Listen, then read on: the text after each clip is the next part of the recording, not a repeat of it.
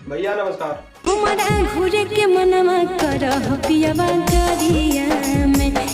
अगर हमारे चैनल में बड़ा लो तो हमारे चैनल को सब्सक्राइब कर लो और वीडियो को ज्यादा से ज्यादा शेयर कर लो। और देखो लो ये वो डांस वीडियो जन की हम ऐसे ही वीडियो लेके आवत रहनी और हमारा वीडियो में कुछ भी अश्लील ना होला, हम पारिवारिक वीडियो ले आवेनी।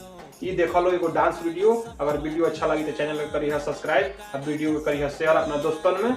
और एगो देखो लो ये लड़की के डांस वीडियो जन की हम ऐसे ही वीडियो लेके आवत रहनी नया नया, और तू लो अपना दोस्तों में ज्यादा से ज्यादा शेयर कर लो। देखो लो ये वही डांस वीडियो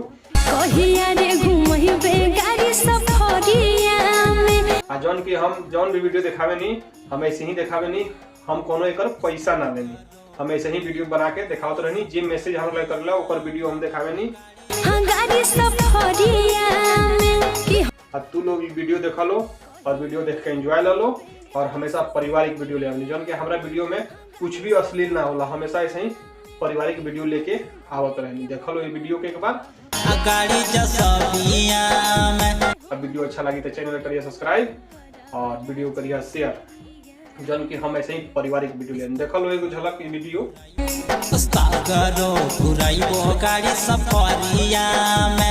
जन की हमेशा हम ऐसे ही वीडियो लेके आवत रहनी।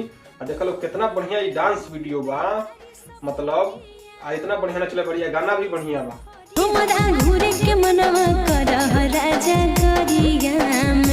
देखो लो वीडियो के और वीडियो को करिए लो शेयर, अच्छा लगी तो चैनल करिए सब्सक्राइब।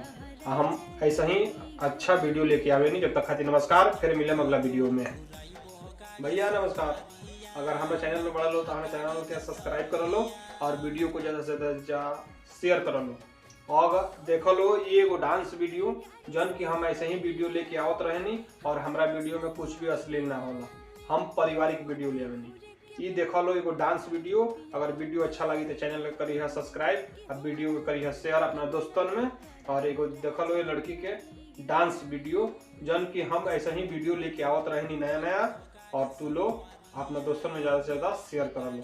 देखो लो ये वही डांस वीडियो जौन की हम जौन भी वीडियो दिखावे नहीं हम ऐसे ही दिखावे नहीं, हम कोनो एकर पैसा ना लेनी, हम ऐसे ही वीडियो बना के दिखावत रहनी। जे मैसेज हम लोग करला ओकर वीडियो हम दिखावे नहीं।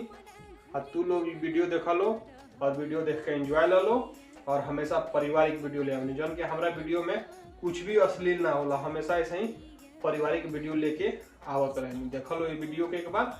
अब वीडियो अच्छा लगी तो चैनल करिए सब्सक्राइब और वीडियो करिए शेयर जन की हम ऐसे ही पारिवारिक वीडियो ले। देखो लो एगो झलक की वीडियो जन की हमेशा हम ऐसे ही वीडियो लेके आवत रहनी। और देखो लो कितना बढ़िया ये डांस वीडियो बा, मतलब इतना बढ़िया नचले, बढ़िया गाना भी बढ़िया बा। देखो लो वीडियो के और वीडियो को करिए लो शेयर, अच्छा लगी तो चैनल करिए सब्सक्राइब। हम ऐसा ही अच्छा वीडियो लेके आवे नहीं। जब तक खातिर नमस्कार, फिर मिले अगला वीडियो में।